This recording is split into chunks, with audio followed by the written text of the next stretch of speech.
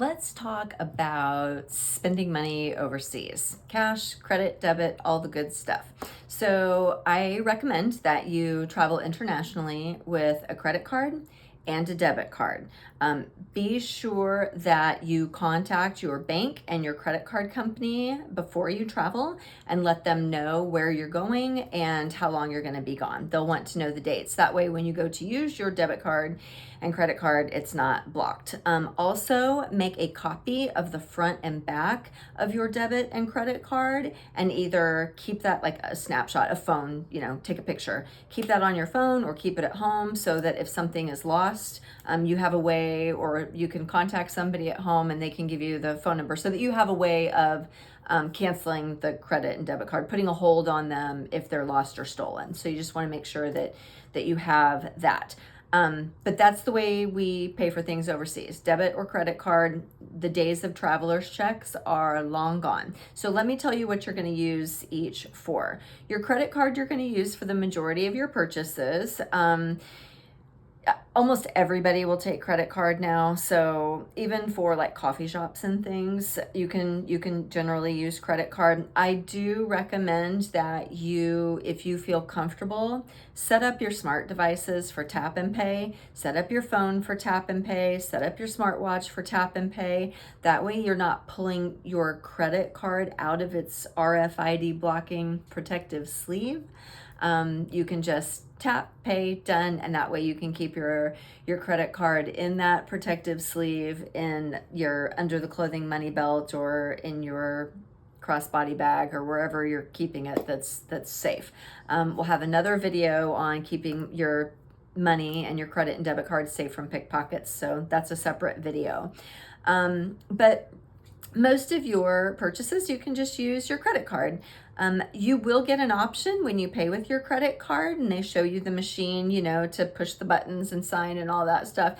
Oftentimes, the majority of it, you should get the option to select either US dollars or foreign currency, euro, or wherever you are, whatever the foreign currency is. Always select the local currency.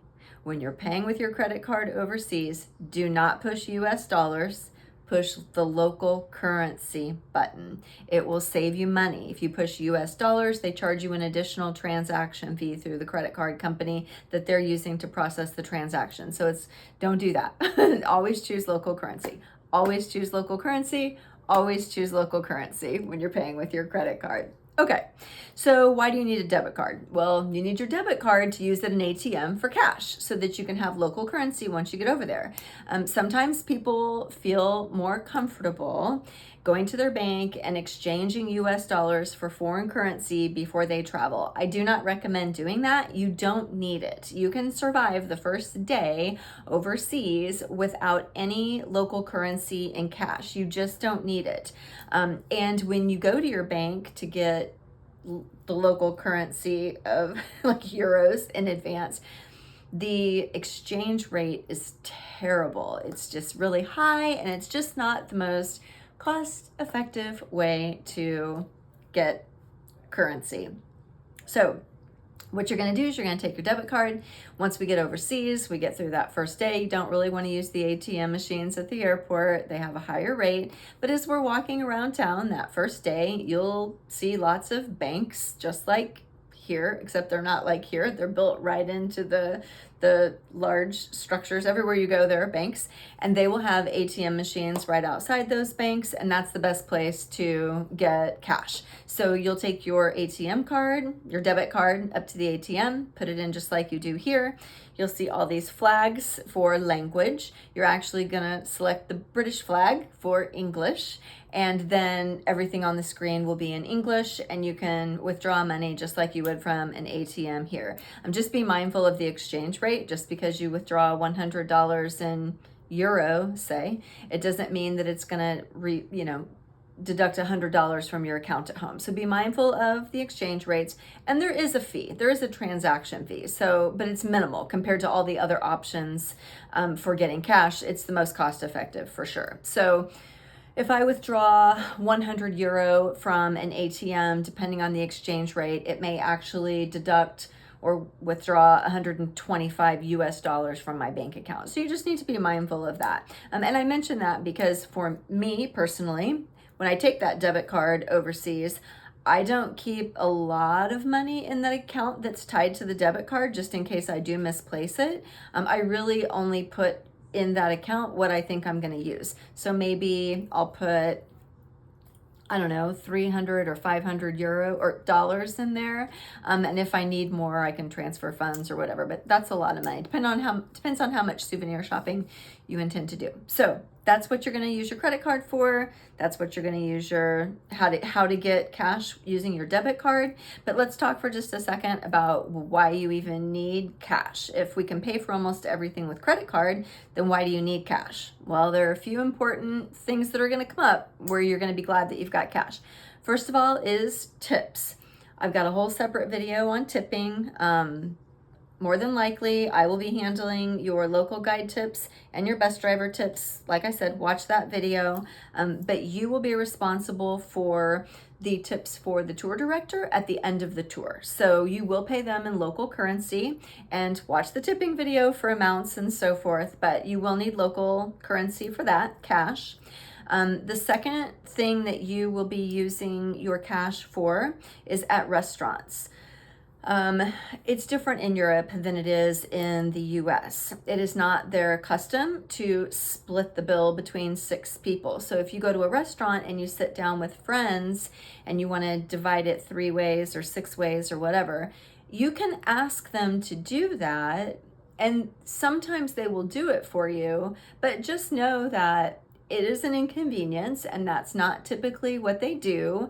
And I'm not trying to be judgmental here, but you're being a tourist instead of a traveler. So my personal take, like I'm wanting to teach you how to be a traveler.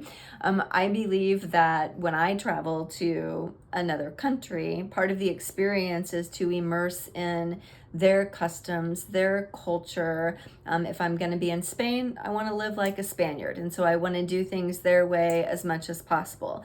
So if it is their custom to put one bill on the table, then we're going to figure it out. So typically one of us will pay with our credit card and everybody else chips in their cash, or we all just chip in cash and split the bill 6 ways and take care of it that way. I just think it's respectful to do it their way. So that's just my 2 cents on that. So you will need cash for restaurants.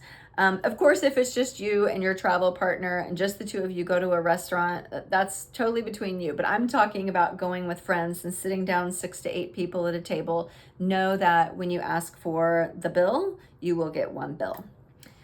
Okay, and then the other thing you'll need cash for is just maybe some real small purchases from street vendors. If you want a bottle of water that's €1, or if you need to use a public facility restroom and they're not generally free, they have pay toilets, and so you might need cash for that.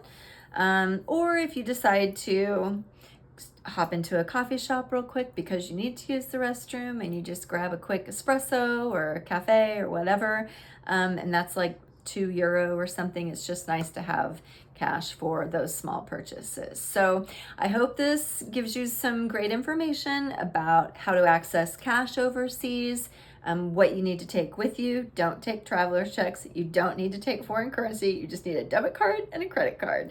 And then some safety tips. Make sure that you contact those companies. Make sure that you take copies of those before you go. And then kind of hopefully give you an idea of the ways in which you'll be using cash overseas. So I hope this has been helpful. Watch the tipping video and watch the pickpocket video for more information on those 2 topics.